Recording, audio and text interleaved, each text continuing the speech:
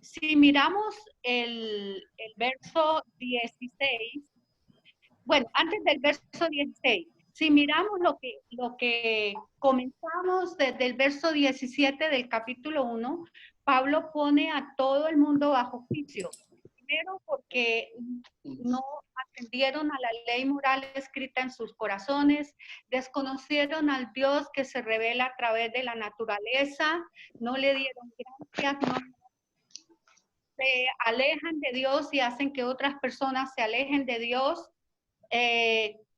Hicieron para sí ídolos porque tienen una naturaleza espiritual, pero en vez de buscar a Dios buscan los ídolos, y viene toda esta gran lista de pecados y de cosas terribles que menciona el capítulo 1, terminando Pablo con la sentencia de que no tienen excusa y todos son dignos de juicio.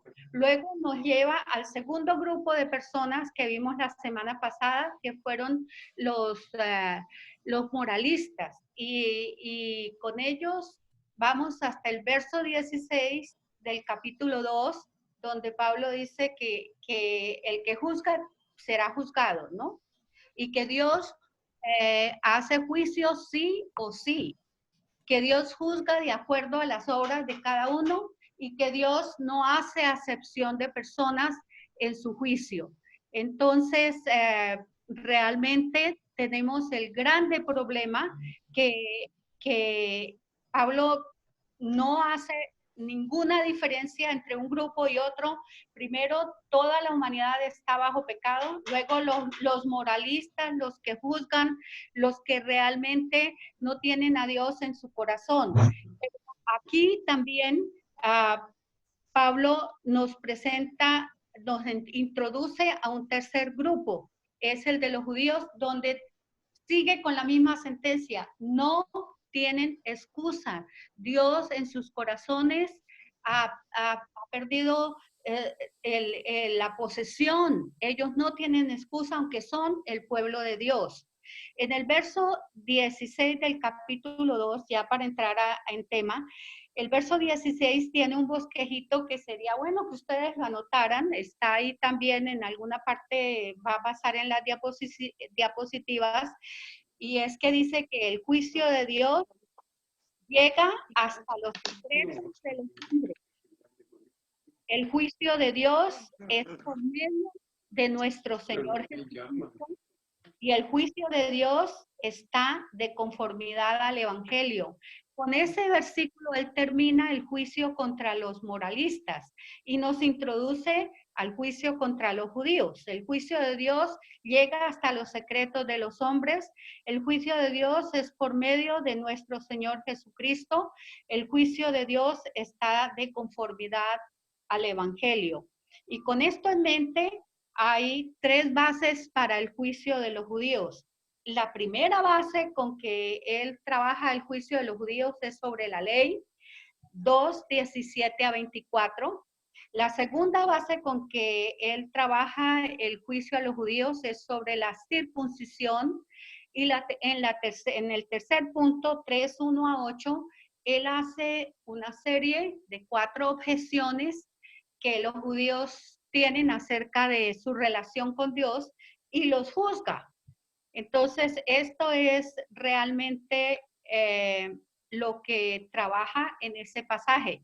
Ustedes hicieron un trabajo magnífico al revisar lo que tiene que ver con la ley y la circuncisión, porque aún algunos trabajaron las objeciones. En cuanto a la primera parte, el juicio de Dios es conforme a la ley que ellos practican en sus corazones. Entonces, Dios, leamos el pasaje, está ahí en la pantalla y lo podemos leer en nuestras Biblias también. 2, verso 17 hasta el verso 20. Pero si tú, que llevas el nombre de judío y te apoyas en la ley, que te glorías en Dios, que conoces su voluntad, que apruebas las cosas que son esenciales siendo instruido por la ley y te confías en que eres guía de los ciegos, luz de los que están en tinieblas, instructor de los necios, maestro de los faltos de madurez, que tienen en la ley la expresión, que tienes tú, judío, en la ley la expresión misma del conocimiento y de la verdad. Tú pues que enseñas a otro, no te enseñas a ti mismo. Tú que predicas que no se debe robar, ¿robas? Bueno, hasta el verso 20. Tienes en la ley el conocimiento de la verdad. Ese es el primer segmento que vamos a mirar.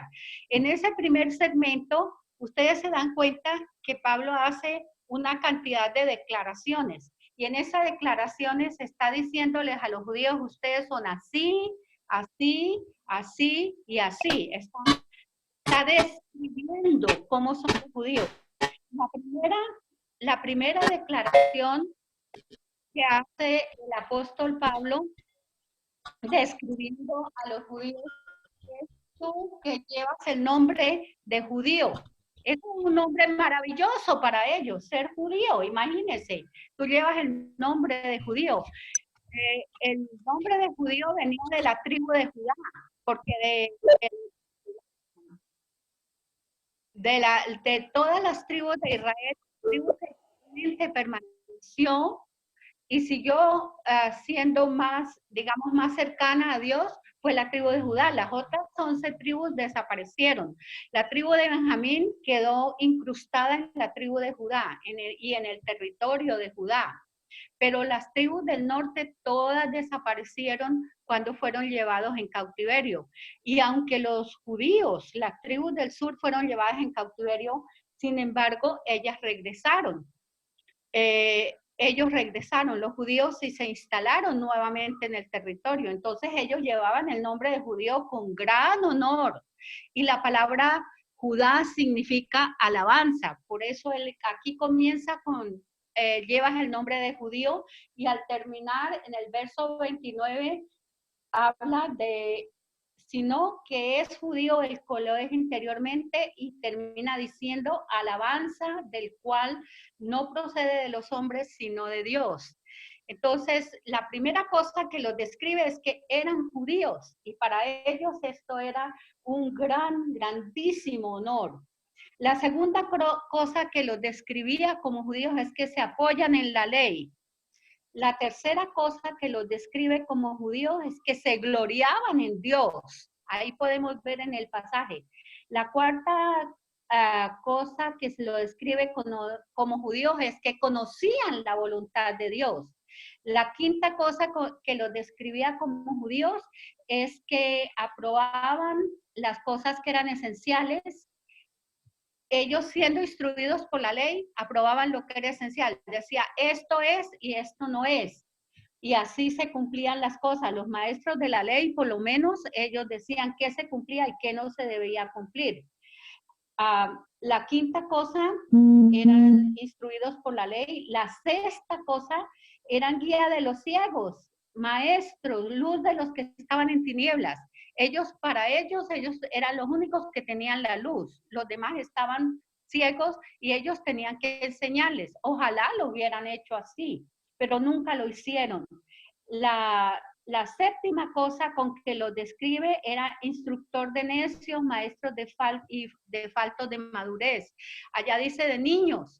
Y ellos enseñaban a los niños desde los 7 años. El niño iba a la sinagoga. Cuando tenía 12 años, realmente se graduaba de la Torah. El niño a los 12 años se sabía la Torah de memoria, que era el Pentateuco, los 5 primeros libros de la Biblia, y sabía exponerlos. Y la octava cosa que dice era la expresión misma del conocimiento y de la verdad. Un judío tenía todo el conocimiento de Dios y toda la verdad de Dios. Entonces, teniendo todo eso, si no lo hacía, ¿cómo quedaba? ¿Ve? Que Pablo coge y va describiendo al judío cosa por cosa, 8 cosas que los describe como judíos, y luego pasa a 5 preguntas que les hace y en esas 5 preguntas los deja bajo el juicio de Dios. Los sorprende porque después de describirlos como ellos se sentían, ahora los describe como realmente son. Así es como ellos se sentían, importantes, poseedores de la ley, maestros, los que dicen qué se debe hacer y no se debe hacer, 8 cosas. Y ahora 5 preguntas que los van desnudando y los confrontan con los 10 mandamientos. Y esas 5 preguntas están allí enseguida en el pasaje inmediatamente que está ahí inmediatamente después. Entonces, miremos las 5 cosas con que Pablo desnuda aquí a los judíos. En primera instancia,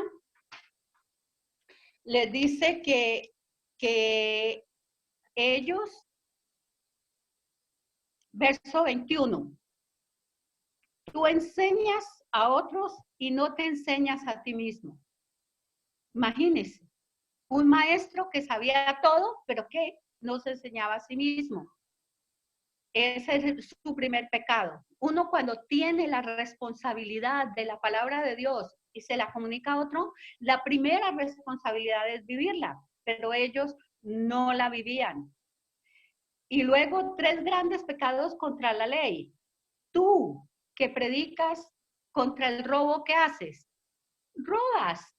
Y ese es uno de los mandamientos que están consignados en Éxodo 20, del 1 al 13 o al 17. Allí están los mandamientos de Dios y ellos los tenían y ellos tenían todas las estipulaciones que Moisés había hecho de la ley. Y tú que predicas que no se debe robar, ¿qué haces? Pues robas también. Había un escándalo en el tiempo de Josefo, el historiador romano, que escribió mucho de la historia del cristianismo, y él dijo que en una ocasión los judíos fueron denunciados porque estaban sustrayendo del templo ofrendas y diezmos que la gente llevaba y poniéndolos en sus cuentas personales. ¿Y esto qué es? Nada más que el cartel del templo, ¿no es cierto? Nosotros le llamaríamos corrupción, como sucede aquí en Colombia cada rato. Pues mire, lo tenían ellos también. Los judíos eran capaces de hacer eso. Otra cosa, ellos decían que no se debe cometer adulterio. Y cuando Jesús los confronta con la mujer pecadora, ¿cuál de ellos le tiró la primera piedra?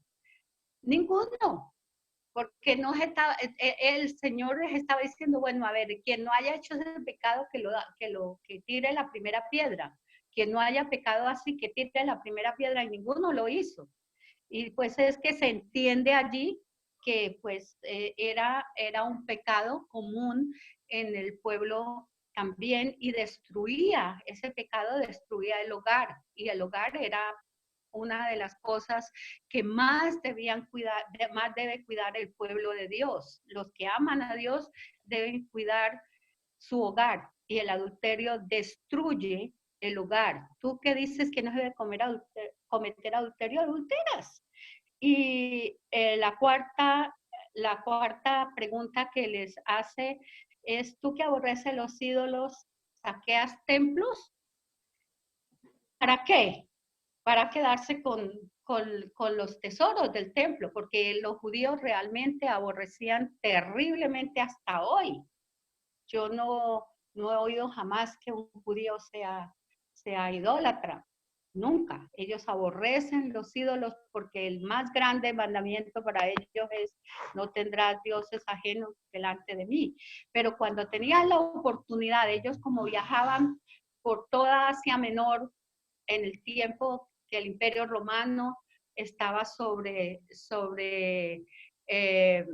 en el poder, entonces ellos tenían libertad para ir a todas partes y en muchas de esas ciudades, como yo les he hablado de Corinto, en muchas de esas ciudades había mucha corrupción, muchos templos, mucha adoración pagana. Y cuando ellos podían ir y destrozar y destruir un ídolo, pero robarse el templo porque estaban pasando mal en alguna otra ciudad, ellos lo hacían. Entonces Pablo los denuncia terriblemente aquí en contra de los mandamientos. Van 4, ¿cierto? 4 preguntas, pero la última pregunta es durísima también. La quinta pregunta, donde los trata como detractores, se jactan de la ley, pero impunemente la quebrantan y hacen que el nombre de Dios sea blasfemado entre los gentiles. Entonces, allí hay por lo menos uno de los versículos que nos dice, por tanto, di a la casa de Israel, así dice el Señor, no es por vosotros, casa de Israel, que voy a actuar, sino por mi santo nombre que habéis profanado entre las naciones donde fuisteis. Terrible. El Señor mismo lo denuncia en el profeta Isaías. Y si nosotros leemos el capítulo 1 de Isaías, nos damos cuenta cómo estaba de mal el pueblo. Hacían sacrificios, celebraban todas las fiestas, hacían ceremonias, pero el Señor les dice, estoy aburrido de todas esas cosas, yo lo que quiero es el corazón.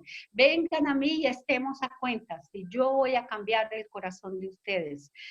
Realmente lo que Dios quiere no es la forma de una religión o de una institución, ni todas las ceremonias que hagan, ni todas las cosas bonitas que diga, sino quiere el corazón de cada persona. Esa es la reflexión, ¿no? No juzgarnos a nosotros mismos, no ser orgullosos o vanagloriosos o soberbios con lo que tenemos, mirar a las otras personas en la misma dirección, pero también vivir lo que nosotros creemos, vivir el Evangelio. Si leemos Mateo capítulo 6, notamos que el Señor no tiene ninguna cosa que le llame la atención de la hipocresía. Siempre a los fariseos, a los doctores de la ley que enseñaban y practicaban ciertas cosas, pero no las vivían, él siempre les habló durísimo y les dijo hipócritas, muchas veces. Quiero que entendamos qué consideramos como ley. En primer lugar, el Pentateuco, la Torah, era la ley de Moisés, porque dentro del Pentateuco está la ley del Sinaí, y es la ley del Sinaí la que Moisés estipula y la hace cumplir entre el pueblo. Entonces, por eso a todo el Pentateuco se le llama la ley de Moisés.